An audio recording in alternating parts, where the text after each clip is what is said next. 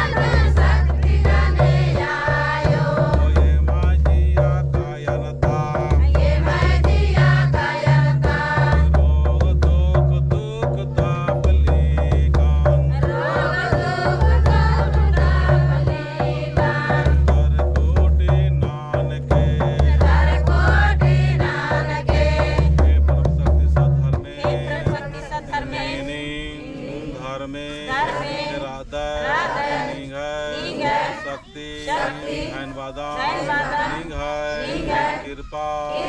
मंजा कर्मा आपको प्रार्थना मिलजुल के लगता मांगे आशीर्वाद सीखे एम दोनों देखा दासो उंगली जोड़ार की प्रार्थना लगता आगे शक्तिशाली आशीर्वाद जी के